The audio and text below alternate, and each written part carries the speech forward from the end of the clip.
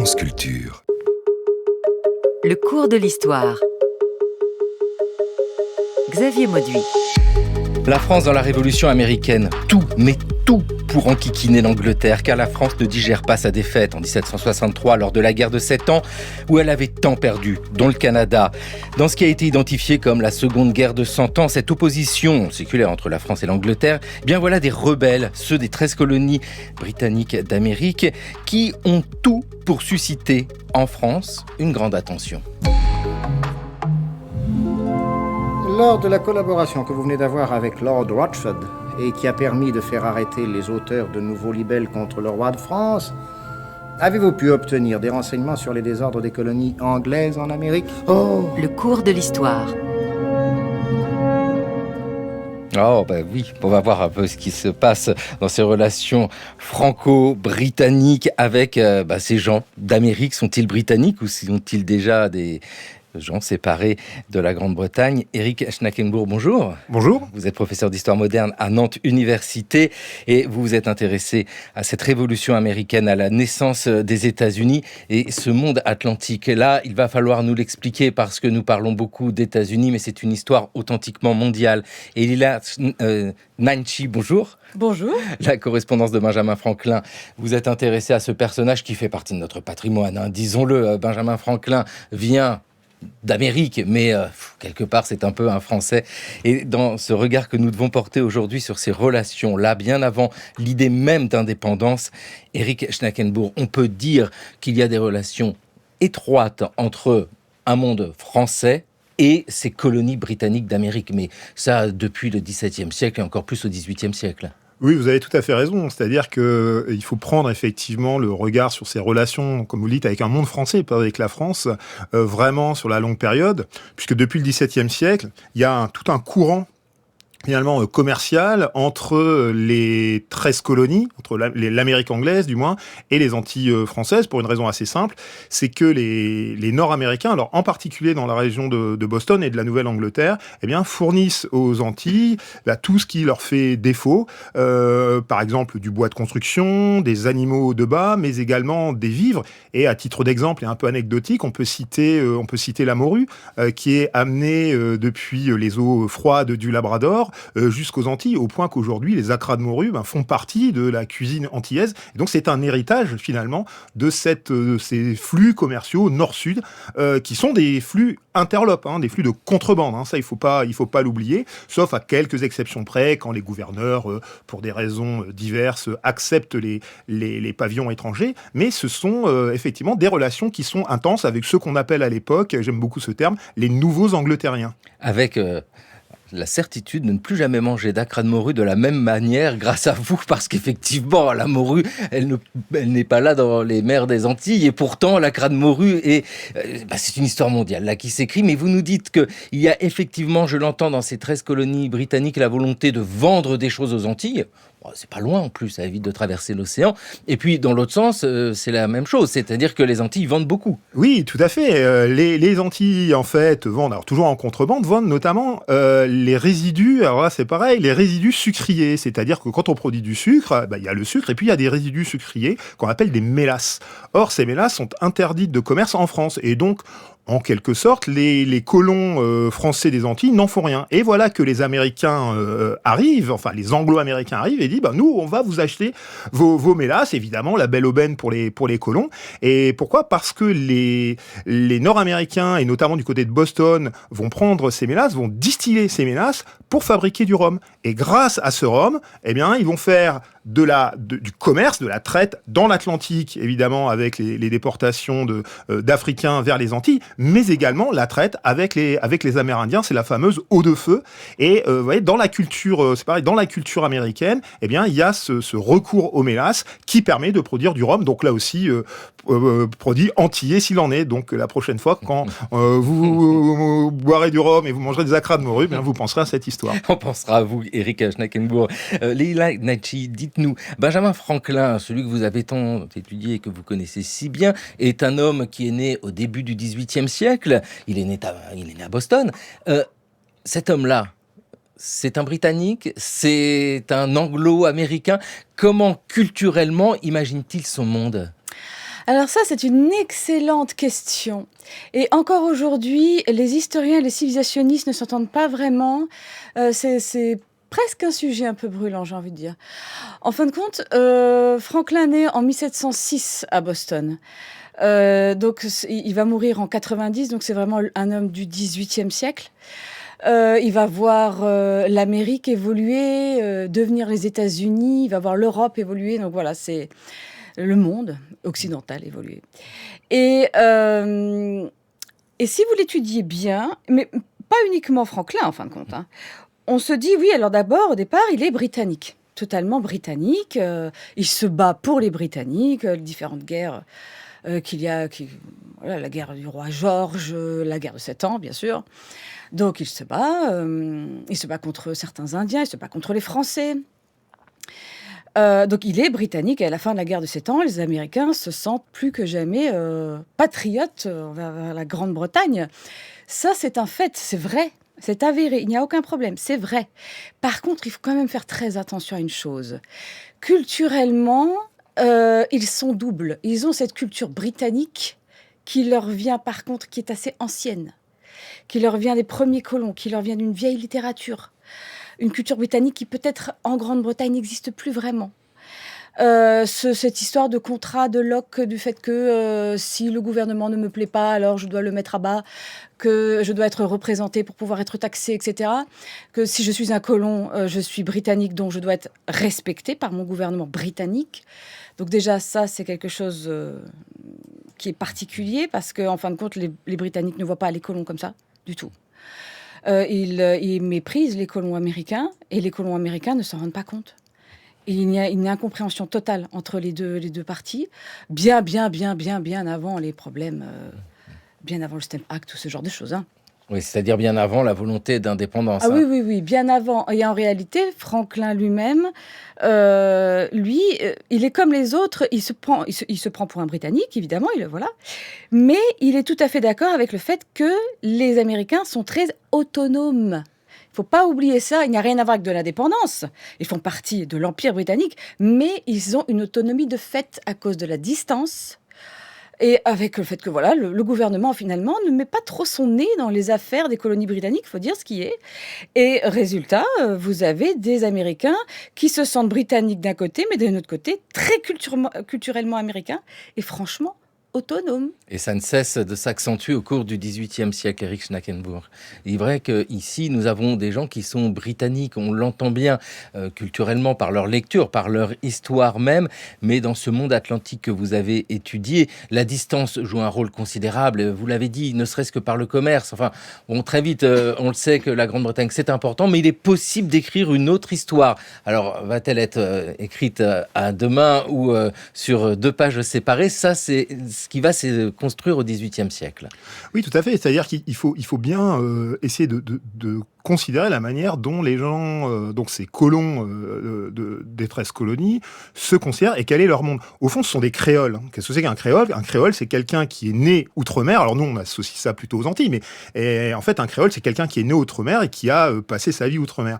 Et il faut aussi considérer, moi je m'intéresse plus aux questions de guerre, de rivalité internationale, mais aussi leur géopolitique. Si vous prenez quelqu'un comme John Adams, par exemple, qui est né en 1735, ou même, par exemple, comme George Washington, qui est né en 1732, eh bien, ce sont des gens dont le monde, la vision du monde, a été façonnée par une chose importante, c'est l'ennemi français. Pendant la guerre de 7 ans. Hein, il ne faut pas oublier que à chaque fois qu'on a des guerres en franco-anglaise au 18e, alors jusqu'à la guerre de 7 ans, il y a des raids français et il y en a certains qui vont marquer les mémoires. Il ne faut pas oublier aussi que Washington est impliqué dans le fameux incident Jumonville, voilà, auquel on attribue, bon, c'est un peu l'étincelle qui met le feu aux poudres pour la guerre de 7 ans. Donc ce sont des gens pour lesquels le français c'est l'ennemi, et notamment en Nouvelle-Angleterre, leurs voisins, ils sont français, donc déjà c'est pas bon, et 2, ils sont catholiques, et n'oublions pas les particularités religieuses de la Nouvelle-Angleterre. Donc en quelque sorte, il y a vraiment tout pour détester les Français, et d'autant plus que ces Français, eh bien, ils entravent justement le commerce que les nouveaux Angleterriens pourraient faire, selon eux légitimement, avec finalement un espace qu'ils considèrent comme un espace voisin. Il faut bien considérer qu'entre Boston et Saint-Domingue, vous avez à peu près 2500 km, et entre Nantes et Saint-Domingue, par exemple, vous en avez 8000. Ça change tout. Ça change tout. Petit rappel historique sur la guerre de 7 ans. La Compagnie des Indes avait installé des comptoirs à Québec, au Sénégal, en Guinée, à Canton, dans l'Inde, dans les îles Maurice et la Réunion, qui s'appelaient à l'époque l'île de France et l'île Bourbon. Malheureusement, Fleury ne se préoccupa pas assez de la flotte de guerre, et nos colonies étaient mal défendues. C'est pourquoi, lorsqu'en 1743, l'Angleterre prit parti contre l'alliance franco-prussienne, elle s'attaque énergiquement à nos possessions coloniales. Des conflits éclatent fréquemment entre Français et Anglais dans la vallée de l'Ohio, près d'union entre le Canada et la Louisiane. La guerre approche. Elle éclate en 1756 et prend aussitôt une tournure maritime et coloniale. Là encore, nous souffrons d'une insuffisance de notre flotte de guerre, qui ne peut être d'un utile secours quand les opérations se déroulent à la fois en Amérique et dans l'Inde. En 1759, Montcalm est tué près de Québec. Le Canada est virtuellement perdu.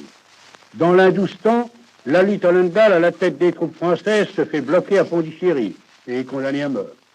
4 ans après, le traité de Paris consomme la ruine de presque tout l'Empire français.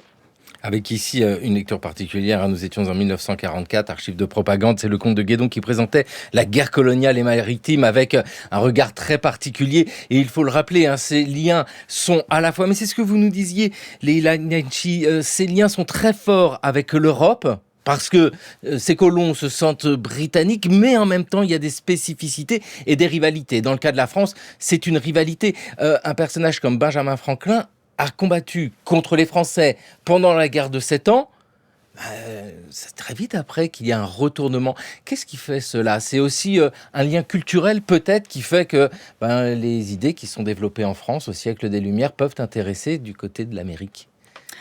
Ah oui, ça c'est vrai que quelqu'un comme Franklin va être très intéressé par les idées qui sont développées en France. Je dirais que ce qui l'a le plus marqué, ce sont les idées de Condorcet, puisque Condorcet est quand même un être totalement à part, un être qui est anti-esclavagiste, anti-racisme, anti-misogynie.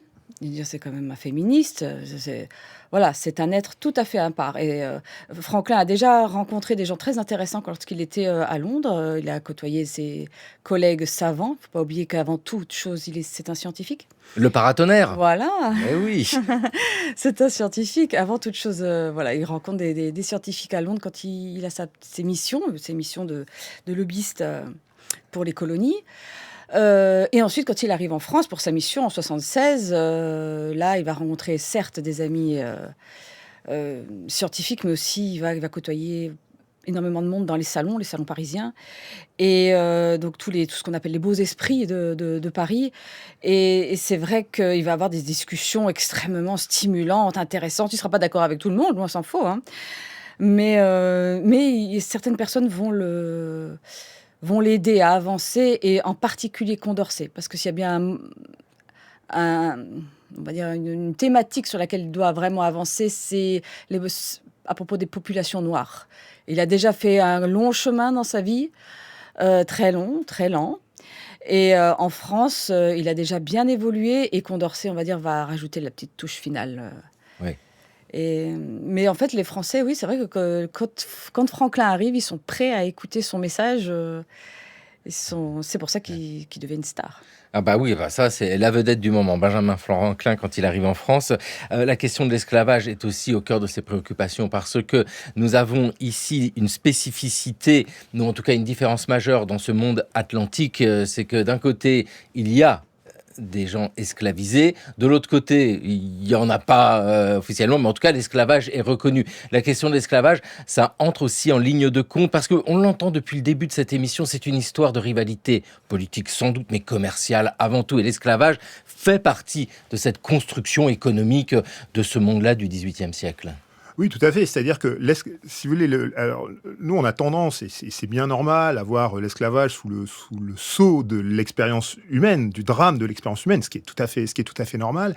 Et la grande difficulté, quand on travaille sur ces questions-là, c'est parfois d'essayer de prendre vraiment une sorte de froideur presque cynique, finalement, pour envisager, finalement, l'esclave comme une source d'énergie. en réalité. Et c'est pour ça que, j'en parle souvent avec les étudiants, on a une chose qui s'appelle de la contrebande d'esclaves. C'est-à-dire, il y a des esclaves qui arrivent nuitamment, quelques petits groupes, et notamment des esclaves anglais, déportés par les Anglais dans les Antilles françaises. C'est très important, et cette question-là va intégrer les 13 colonies, évidemment, dans le monde atlantique, puisqu'il y a de la traite, en particulier depuis les ports de l'Amérique du Nord. C'est pour ça que l'esclavage, effectivement, vous en parliez hier, il y a l'esclavage, disons, productif, plutôt dans les colonies du Sud. Dans les colonies du Nord, effectivement, il y a, en pourcentage, il peut y avoir peu d'esclaves, mais en réalité, vous avez tout un secteur qui vit de la traite atlantique. Donc finalement, mettre en cause l'esclavage, c'est mettre en cause les propriétaires de plantations et les gens qui travaillent pour eux, mais aussi, pour le dire de manière vraiment tout à fait cynique, aussi le business en quelque sorte d'un certain nombre de négociants des colonies de la Nouvelle-Angleterre. Vous faites référence à l'émission Population esclavisée et autochtone, les exclus de la liberté américaine. C'est à écouter sur franceculture.fr et l'appli Radio France. En 1763, la France perd la guerre de 7 ans. Nous perdons le Canada, entre autres. La France est humiliée à ce moment-là contre l'Angleterre, et les liens qui se créent avec ces colons d'Amérique, en fait, ne sont pas une évidence, parce que si j'entends bien ce que vous me dites, ces colons d'Amérique vus de France, ce sont des Britanniques, donc naturellement, il n'y a pas de rapprochement, ce sont les ennemis, on peut le concevoir ainsi. Oui, c'est pire que ça. Je veux dire, les colons américains, pour les Français, à l'époque, on croit à la théorie du climat. Et on dit que, par exemple, le climat américain fait que les personnes qui naissent là-bas, qui évoluent là-bas, sont dégénérées.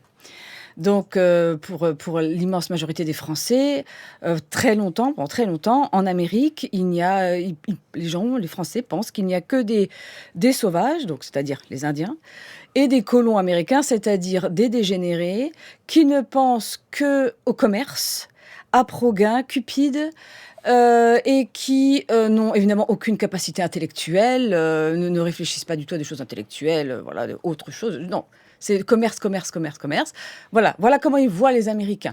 Et c'est très, très peu comme des Britanniques. Ils vont commencer à les voir comme des Britanniques à partir du moment où, lorsqu'ils vont se rebeller, et que Vergennes va vouloir aider les colons... les insurgents, va vouloir les aider. Il y aura une paranoïa qui va s'installer dans le gouvernement chez beaucoup de Français. C'est qu'en fait, tout le monde a peur que les Américains, tout à coup, se réconcilient avec la mère patrie et que les Américains plus la mère patrie se mettent ensemble pour attaquer la France et dévaster la France. Il y a la peur, il y a vraiment le souvenir de la guerre de 7 ans, il est bien vivace. Et il y a une peur terrible, une paranoïa pendant toute la mission diplomatique qui fait qu'on ne pense qu'à ça. Et donc là, on les voit comme des Britanniques. Là, les colons américains, tout à coup, on les voit comme des Britanniques parce qu'ils deviennent une menace s'ils se rallient à la mère patrie. Éric Schnakenmour. Oui, tout à fait. C'est-à-dire que ma collègue vient de dire, ils sont âpres au gain, mais finalement, la cupidité, l'avarice, l'âpreté au gain, eh bien, c'est une caractéristique au XVIIIe siècle, évidemment des Britanniques, avec une sorte d'hubris de domination, et effectivement cette crainte que la réconciliation entre les insurgents et donc la mère patrie se fasse, et finalement se fasse au détriment de qui ? Eh bien, au détriment des colonies françaises, mais aussi espagnoles. Il ne faut pas oublier l'Espagne dans cette affaire-là. Alors après, effectivement, la France est humiliée en 1763, la France est vaincue, mais certes, elle perd le Canada, mais elle conserve la Guadeloupe. N'oublions pas, alors les Canadiens et notamment les Québécois n'aiment pas beaucoup qu'on leur rappelle cette phrase de Voltaire, le Canada, quelques arpents de neige. Il faut aussi considérer qu'il n'y a pas que les mètres carrés, que le Canada de l'époque, ça n'est pas le Canada d'aujourd'hui. Il faut quand même pas oublier que il y a un certain nombre d'Anglais qui passent du gouvernement un procédure d'impeachment, c'est-à-dire qui sont finalement qui subissent une sorte de commission d'enquête parce qu'on trouve que les conditions de paix ne sont pas assez dures avec la France. Donc je pense qu'il faut... Alors certes, les Français sont humiliés, mais au regard des conditions du moment et du rapport de force du moment, eh bien, je dirais que la paix n'est pas si désastreuse que ça. si désastreuse que ça. Ouais, la France s'en sort en fait, pas si mal parce que les colonies des Antilles en tout cas sont conservées et on sait que c'est là où il y a la grande production qui permet à tout ce système-là de fonctionner. Avec malgré tout, au moment où arrive en France la nouvelle de cette agitation là-bas en Amérique, un certain intérêt de la part du pouvoir et notamment du ministre Vergenne, vous l'avez cité. Vergenne, c'est vraiment cette grande figure, principal ministre, secrétaire d'État aux Affaires étrangères dans un premier temps, qui regarde ce qui se passe un peu dans le monde et qui discute avec Beaumarchais. Lors de la collaboration que vous venez d'avoir avec Lord Rochford et qui a permis de faire arrêter les auteurs de nouveaux libelles contre le roi de France, avez-vous pu obtenir des renseignements sur les désordres des colonies anglaises en Amérique? Oh, de nombreux.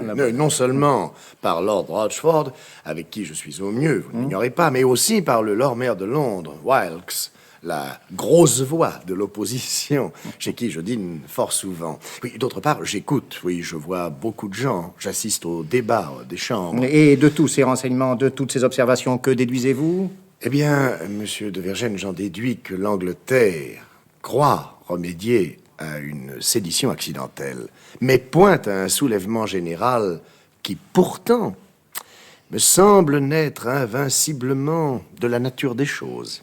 Mais ce qui veut dire?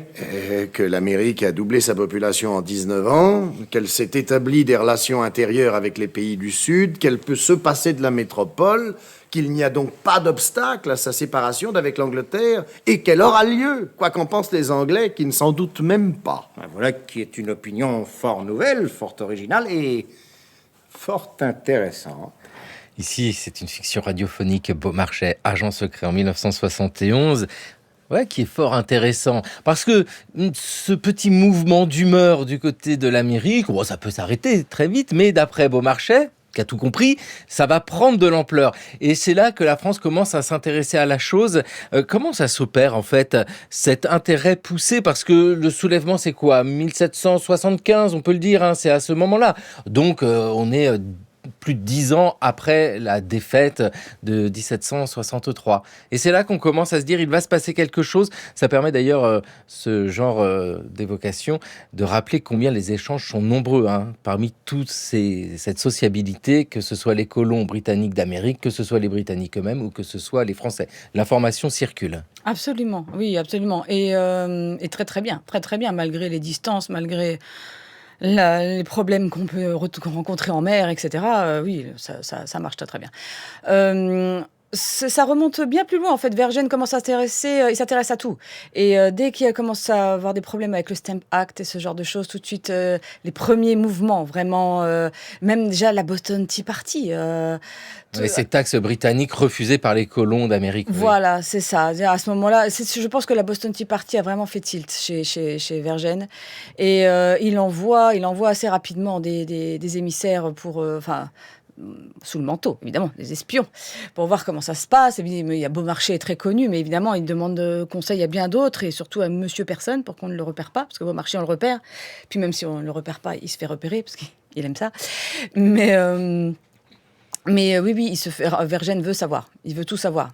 Il veut cette guerre. Vergenne la veut. Et c'est bien le seul. De tout le gouvernement, le roi, tous les autres ministres. Franchement, en tout cas dans le gouvernement, c'est le seul qui la veuille réellement, et il est prêt à tout. Au départ, il veut avoir des renseignements, bien sûr. Il aimerait qu'elle se fasse. Alors, il faut d'abord se renseigner, demander à ses espions, etc. Et au fur et à mesure, on lui donne des informations qui sont parfois justes, parfois un petit peu trop élogieuses par rapport, par exemple, le nombre d'Américains prêts à se battre, les armées américaines qui pourraient être constituées, combien de noms, le nombre est un peu excessif. Mais il aimerait vraiment qu'elle se fasse, parce qu'il a peur de l'opinion publique, et il se dit, si les Anglais perdent les colonies américaines, les Britanniques, le peuple britannique, va gronder contre son gouvernement. Et il sait la puissance de l'opinion publique. Depuis longtemps, son mentor lui avait appris l'importance de l'opinion publique. Et il s'est dit, tout simplement, les membres du gouvernement britannique vont se dire, il va falloir qu'on leur montre autre chose. Encore aujourd'hui, c'est le cas. Quand un politicien ne veut pas parler de quelque chose qui fâche, hop, on soulève une autre affaire. Et l'idéal, c'est faire la guerre aux Français. ça fait plaisir à tous les Anglais. Donc ça, c'est vraiment c'est ce qu'il pense. Et il va essayer de voir s'il y a possibilité de faire cette guerre aux Anglais qu'il aimerait vraiment, vraiment. Surtout que vous nous avez expliqué qu'une crainte en France, c'est une association militaire majeure entre ces colonies britanniques d'Amérique et la Grande-Bretagne elle-même. Donc apprendre que les deux sont en train de se chamailler, c'est plutôt une bonne nouvelle pour la France. Oui, tout à fait. C'est-à-dire qu'en fait, dans un premier temps, la grande difficulté, si vous voulez, de cette histoire, d'écrire cette histoire-là, c'est, comme toutes les histoires d'ailleurs, c'est que nous, on connaît la suite.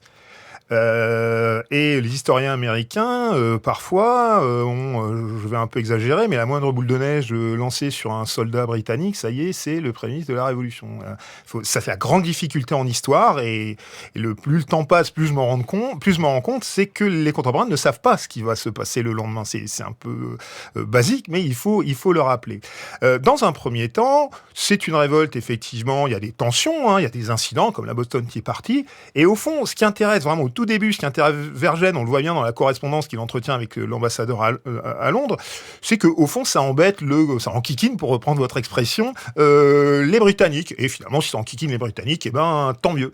Et puis, finalement, petit à petit, quand on voit que ces troubles prennent de l'ampleur, prennent de la consistance, prennent de la densité, à ce moment-là, tiens, on va vraiment regarder qui sont ces gens-là. Effectivement, il y a notamment deux agents secrets, Calbe et Bonvouloir, qui sont envoyés en mission de renseignement, en quelque sorte, là-bas, et auprès des insurgents, dans un premier temps. Et c'est là qu'on commence à regarder, finalement, et à voir apparaître véritablement ces Nord-Américains comme des acteurs, et pas simplement comme des cailloux dans la chaussure du gouvernement de Londres. Et puis surtout, tout cela va très très vite, parce que le sentiment d'être britannique de la part des colons d'Amérique, c'est quelque chose que l'on voit, mais encore peu de temps avant la déclaration d'indépendance ou avant le soulèvement de 1775, et je renvoie aux émissions du cours de l'histoire sur cet enchaînement très rapide, en fait. 1776, les États-Unis poussent un grand cri d'indépendance, à écouter sur franceculture.fr et l'appli Radio France,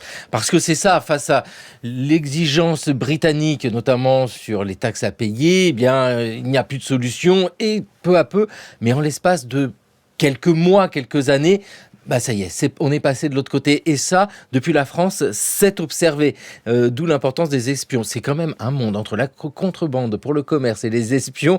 Tout ça, c'est caché. Pour le dire simplement, la France ne peut pas s'engager militairement. Elle ne peut pas dire, nous partons tout de suite en guerre. C'est pas possible. Non, pas du tout. Non. On se souvient bien de la déculottée de la guerre de 7 ans. Non, le gouvernement français ne veut pas risquer une autre guerre contre l'Angleterre. Contre la Grande-Bretagne, absolument pas. Vergennes, la souhaite, mais d'abord, il faut qu'il s'assure qu'il y ait suffisamment d'Américains qui sont prêts à se battre, qu'ils ont les compétences de se battre. Est-ce que le roi va accepter qu'on fournisse un nombre incroyable de munitions, d'armes, etc. Mais pour ça, il faut vraiment déjà avoir confiance dans ces Américains. C'est le plus difficile. C'est difficile. Est-ce qu'on peut avoir confiance en eux ? Est-ce que si on leur donne des armes, est-ce qu'au final, les armes ne vont pas servir contre nous derrière ? Et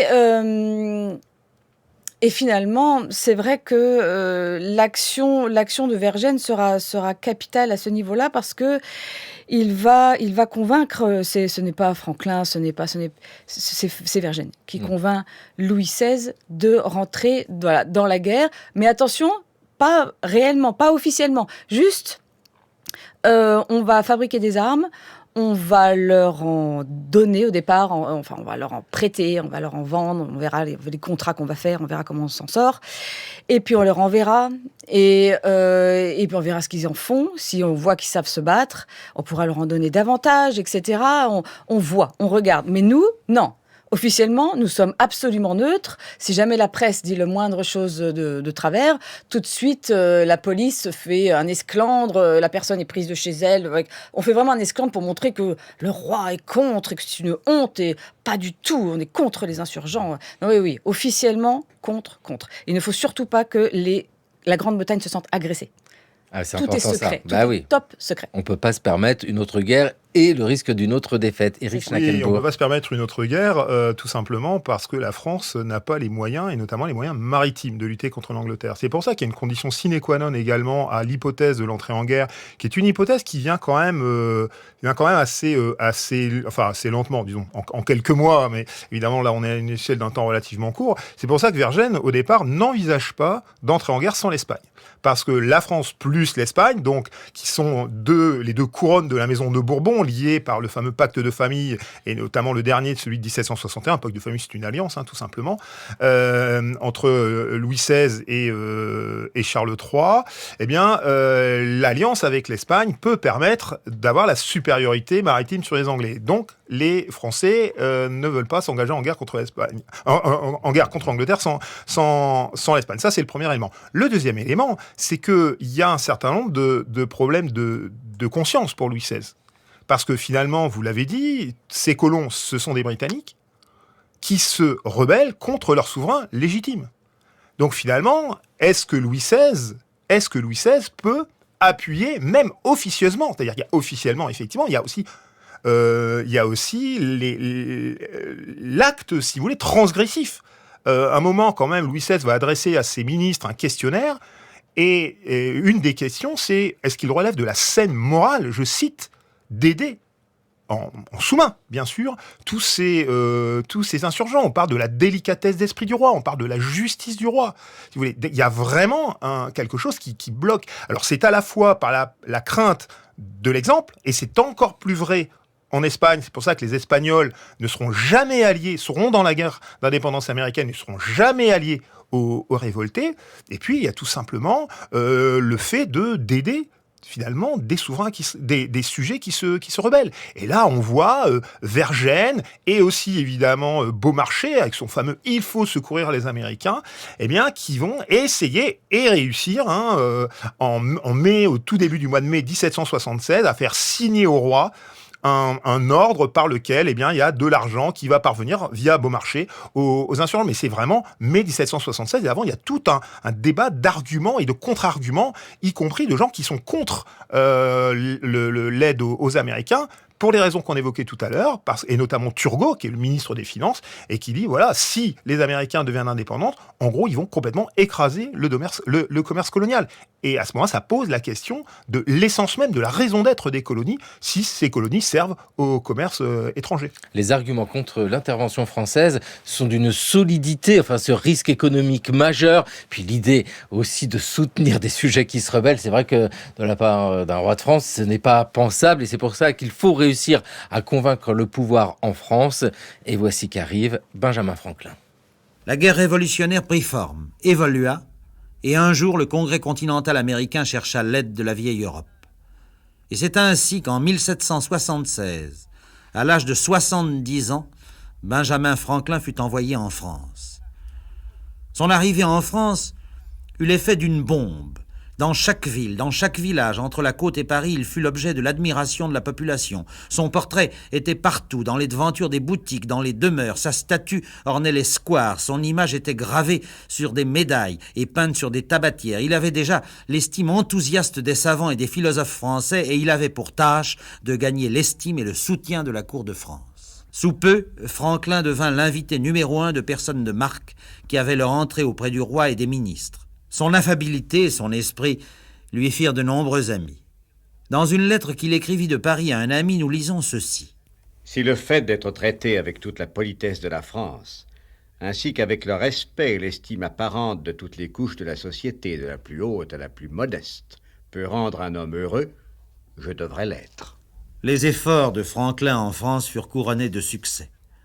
En 1778, les représentants des 13 États-Unis d'Amérique furent officiellement reçus par le roi, ce qui constituait le premier triomphe diplomatique de la jeune nation, et ce triomphe était l'œuvre du premier diplomate américain, Benjamin Franklin.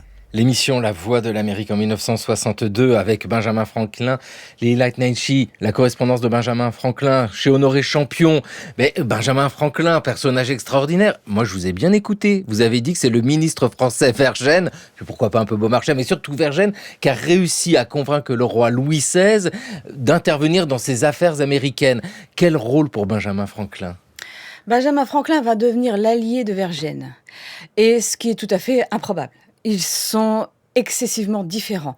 Vergennes est un royaliste, un monarchiste. C'est un monarchiste. Il est catholique, il est conservateur.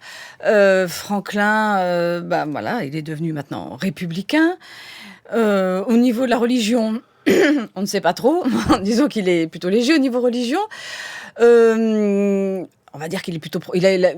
Il a hérité de la morale protestante, en tout cas, voilà, certains principes moraux protestants.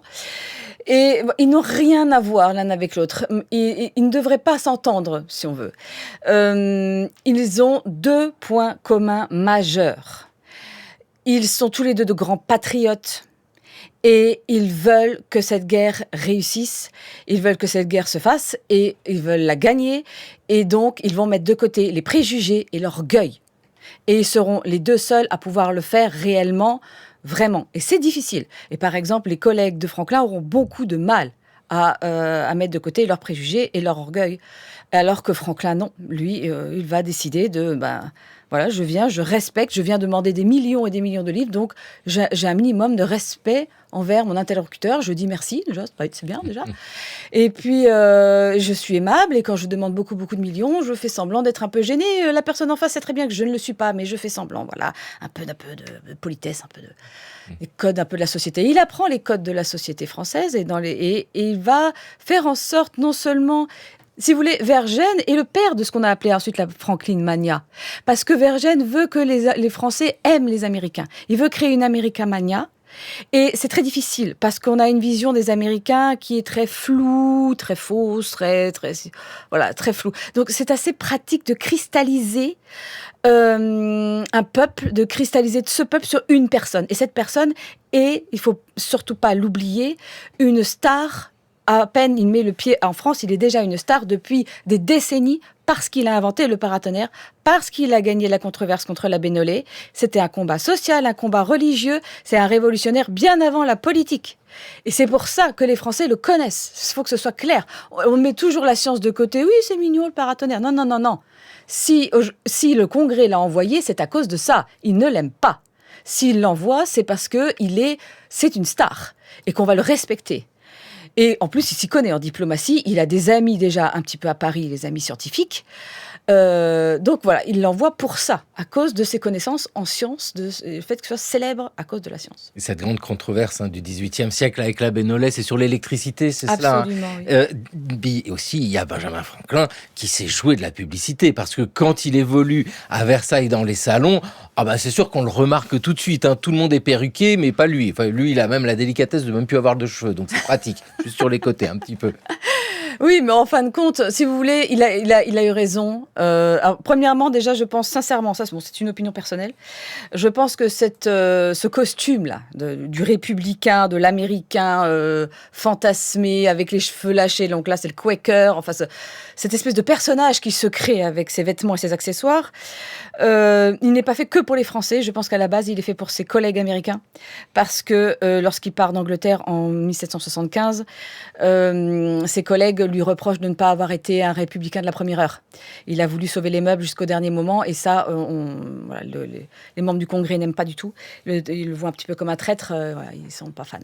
Donc, je pense que franchement, ce vêtement, ce look, si je puis dire, a été adopté pour séduire d'abord ses collègues et ensuite les Français. Et oui, il a bien fait d'aller à la cour habillé comme ça, évidemment, parce qu'à la cour, tout est extrêmement codifié, mais à un point inimaginable. Même, vous avez une lettre de John Adams, qui pourtant a horreur de ce genre de choses, mais qui trouve ça fascinant de voir comment la moindre petite chose est codifiée, que tout est fait au millimètre près. Il est fasciné de voir à quel point ils savent faire ça, enfin... Je trouve ça incroyable.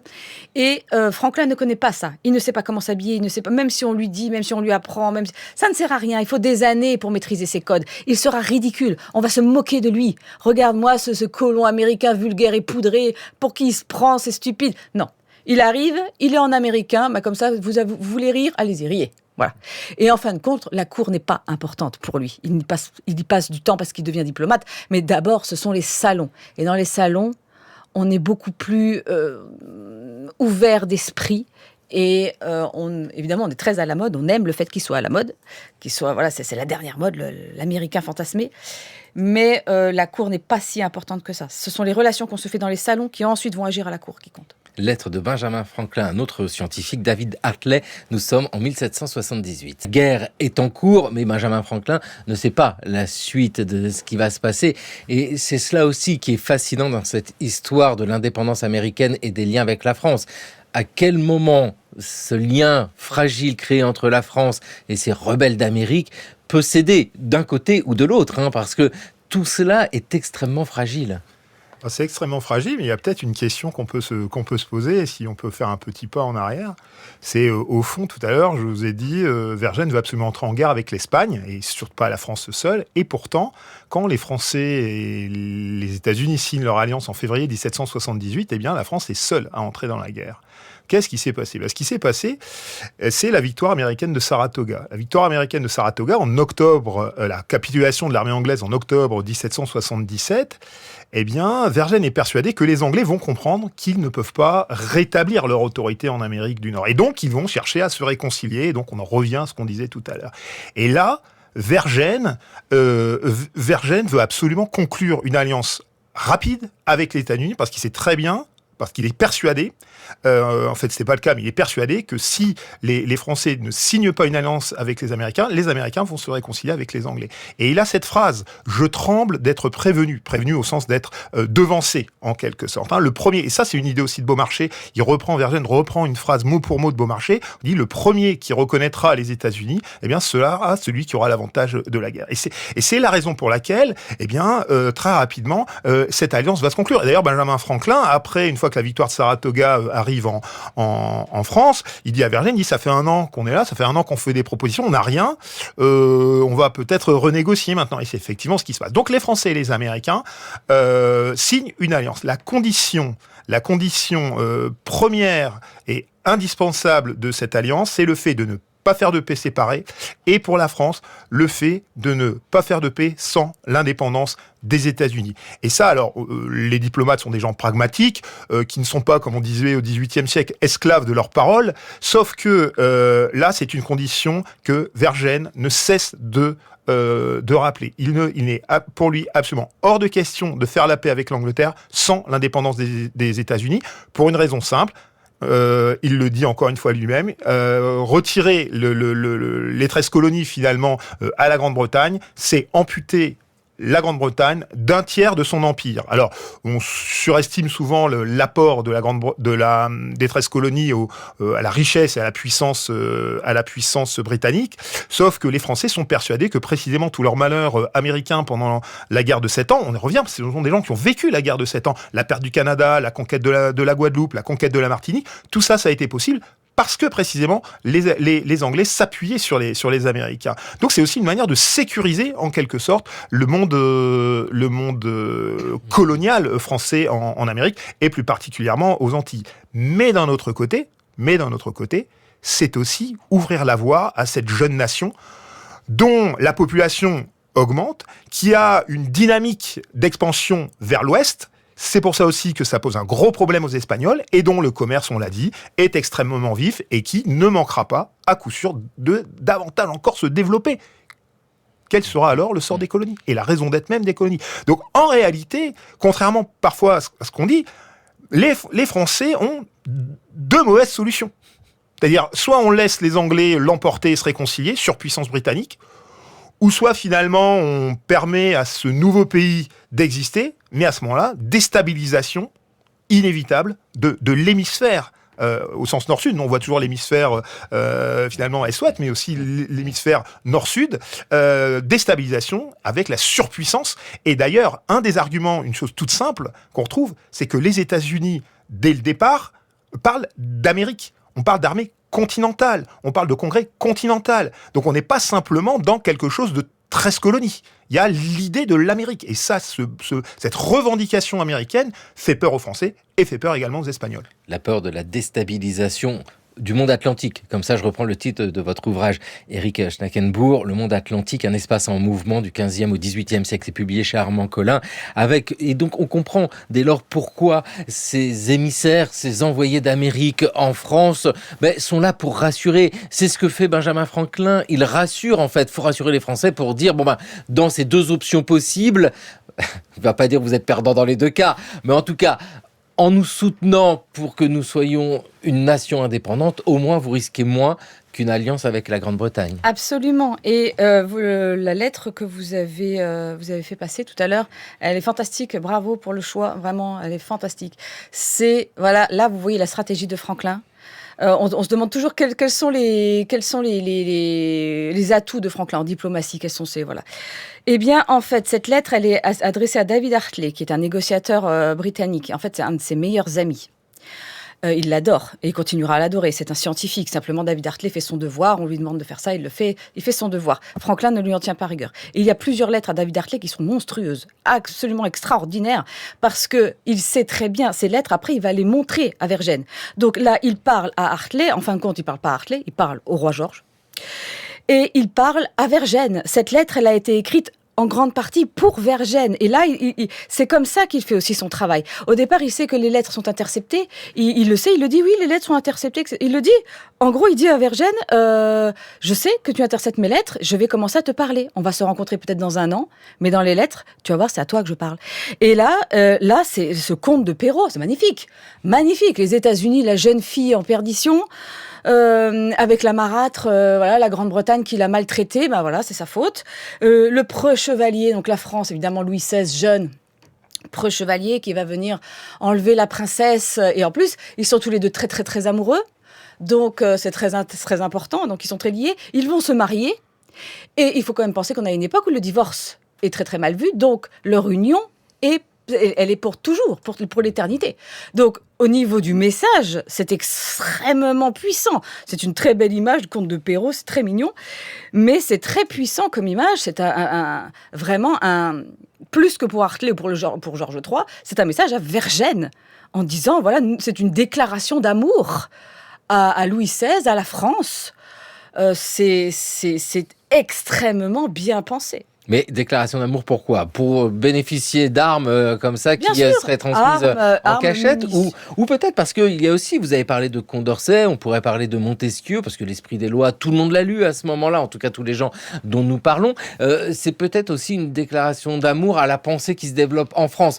Pas tellement à la cour, bien sûr, et pas tellement auprès de Vergennes ou de Louis XVI, même s'il y a un intérêt pour ces philosophes des Lumières. Ah oui, c'est très possible, parce que c'est vrai que oui, Franklin, avec toutes les personnes qu'il côtoie dans les salons, il côtoie vraiment l'élite intellectuelle française. Donc c'est un grand francophile. Il aime parler avec ces personnes, il aime manger, il aime boire, il aime discuter avec les femmes. Il aime la France. Il fait une déclaration d'amour de la part des États-Unis, mais il y a une part personnelle, bien évidemment. Tout à fait. Mais c'est surtout par rapport à l'aide. Je pense plus par rapport à l'aide qu'on demande à Vergennes. C'est on vous aime, merci, donnez-nous. Nous ne serons pas ingrats. C'est ça que ça veut dire. Nous ne serons pas ingrats. Ouais, avec le futur qui est toujours quelque chose de mystérieux et d'incertain. De troublant. Éric Schnackenbourg. Oui, simplement, je crois que de manière générale, en histoire des relations internationales et de la diplomatie, on fait attention maintenant à ces catégories de francophiles, francophobes, anglophiles, anglophobe, etc. C'est-à-dire qu'on peut aimer la culture d'un pays, on peut aimer la littérature d'un pays et ne pas du tout aimer ce pays, aimer son gouvernement, etc. Donc je pense qu'il faut faire attention à ces catégories-là effectivement, alors après, il peut y avoir des gens qui aiment la France à cette époque-là, des Américains comme Franklin, évidemment, mais il faut faire attention parce que ce sont malgré tout, toutes ces personnes ont un intérêt, c'est l'intérêt des 13 colonies en tête, c'est leur intérêt évidemment. De toute façon, la diplomatie, c'est un jeu d'intérêt particulier. Et donc les Américains vont chercher l'aide de la France. Alors l'aide de la France, c'est l'aide financière et matérielle, mais c'est aussi la reconnaissance. C'est-à-dire, c'est jouer dans la cour des nations souveraines. Et là, la grande question, et d'ailleurs c'est une question qui traverse l'histoire. C'est-à-dire, quand un pays accède à l'indépendance, je caricature, mais le lundi, il est une colonie, et le mardi, il est indépendant. On a ça par exemple avec les indépendances africaines au XXe siècle. Donc à partir de quand on considère ce nouvel acteur? Et il faut aussi que ce nouvel acteur adopte le comportement qui sied à une puissance souveraine sur la scène internationale. Donc tout ça, c'est compliqué. Et les Américains doivent apprendre. Oui, parce que c'est cela aussi, c'est que tout le monde se découvre, ce monde en mouvement, cet espace en mouvement dans l'espace, mais en mouvement dans le temps. Les idées changent très rapidement, on le voit bien, et le contexte évolue à une vitesse folle.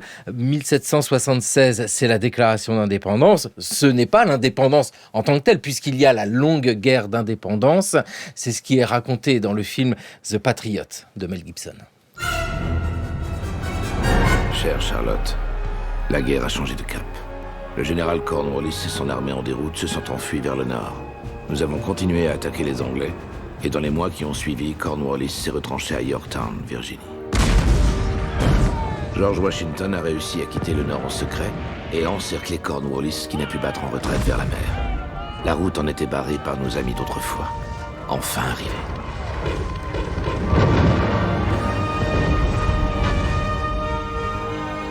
Vive la France.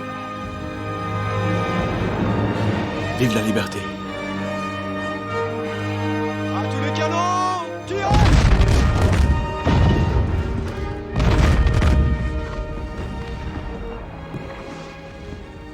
My Lord, je vous en conjure. Il faut ordonner la reddition. Comment avons-nous pu en arriver là? Une armée de fripouilles et de paysans. Le monde va changer. Une armée de fripouilles et de paysans, mais ça c'est la bataille de Yorktown en 1780, défaite britannique, mais vaincue par les troupes de Washington, avec des Français. Il y a Rochambeau, et puis pas très loin, il y a la flotte de l'amiral de Grasse. Donc les Français sont là. Dites-nous, Éric Eschnackenbourg, dans cette histoire-là et dans la manière de l'écrire, il est difficile de s'affranchir aussi de toute cette narration très longue de la formation d'une sorte de récit national aux États-Unis, où des figures sont sans cesse mises en avant. C'est les pères fondateurs, George Washington, Benjamin Franklin. Et c'est vrai qu'il est difficile de se départir de cette narration-là. Il ne faut pas l'écarter, mais elle a besoin d'une autre narration. Exactement, c'est pour ça que je plaide pour une désaméricanisation du récit de la guerre d'indépendance américaine. Alors évidemment, c'est un paradoxe, parce qu'il ne faut pas oublier qu'en 1780, effectivement, il y a la victoire franco-américaine de Yorktown, mais à ce moment-là, la guerre d'indépendance américaine est une guerre qui a lieu à l'échelle du monde. Il y a des combats au Bengale, donc à l'est de l'Inde. Il y a des combats en Afrique. Il y a des combats en Europe. Il y a par exemple le siège de Gibraltar entrepris par les Espagnols. Il y a aussi l'offensive en 1782 sur Minorque, dont l'enjeu est le contrôle de la Méditerranée occidentale. On se bat également aux Antilles. Donc la guerre est devenue une guerre véritablement mondiale, et finalement le théâtre américain est un des théâtres important, bien sûr, mais c'est un des théâtres. Et la difficulté, si vous voulez, de lire les choses de cette manière-là, c'est qu'on est finalement très impressionné au sens physique du terme par la production, par le récit. Et ce film Le Patriote, c'est exactement ça, c'est-à-dire qu'il y a tout un récit effectivement américain de la guerre d'indépendance américaine. Et après tout, c'est bien normal, mais il faut essayer de regarder d'autres théâtres extrêmement importants, et notamment l'Inde. Il y a un gros enjeu en Inde, où il y a à nouveau des rivalités qui sont des rivalités franco-britanniques, avec notamment la guerre de Mysore. Donc il faut regarder vraiment les choses à l'échelle globale. Oui, c'est ça, c'est une histoire authentiquement mondiale qui nous intéresse ici.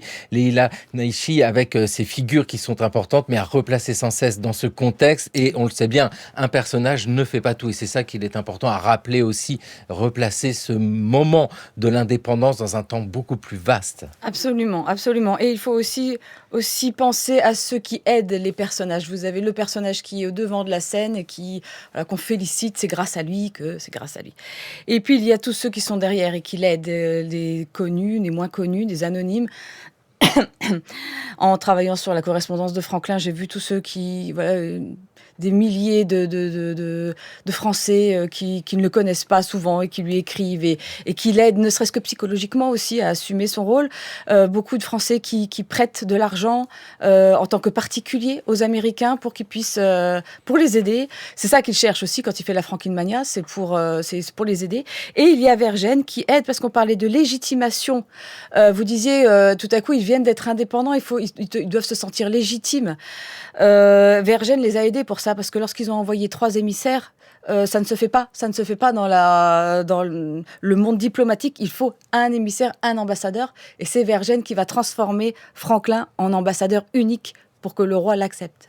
Merci vivement à tous les deux de nous avoir éclairé aussi sur ce regard depuis la France sur l'indépendance américaine, en voyant cette complexité dans le temps, dans l'espace, et puis par les personnalités. La correspondance de Benjamin Franklin, Leila Gneichi, c'est publié chez Honoré Champion et Éric Schnackenbourg. On va retrouver votre monde atlantique chez Armand Collin, tout comme cette révolution américaine et la naissance des États-Unis que vous avez coécrit avec ici, pour conclure cette série consacrée à l'histoire américaine, ce regard que nous avons besoin. Merci beaucoup à tous les deux. La série du cours de l'histoire, 1776, l'indépendance de 13 États-Unis, est à retrouver sur franceculture.fr et l'appli Radio France. Et toute la semaine, c'est Hamilton, la comédie musicale qui nous a accompagnés. Il serait dommage de ne pas terminer avec ce moment où Alexander Hamilton veut convaincre Lafayette qu'il faut agir. Culture, une émission réalisée par Thomas Beau et Sam Bakiast, avec à la technique Grégory Wallon. Émission préparée par Raphaël Laloum, Jeanne Copet,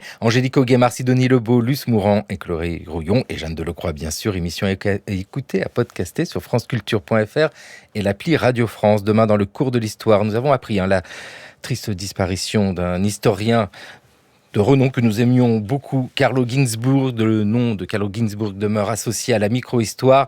C'était un grand connaisseur de Marc Bloch, qui va entrer au Panthéon le 23 juin. Une émission du cours de l'histoire. Demain, Marc Bloch et Carlo Ginzburg, des vies pour l'histoire, hommage croisé.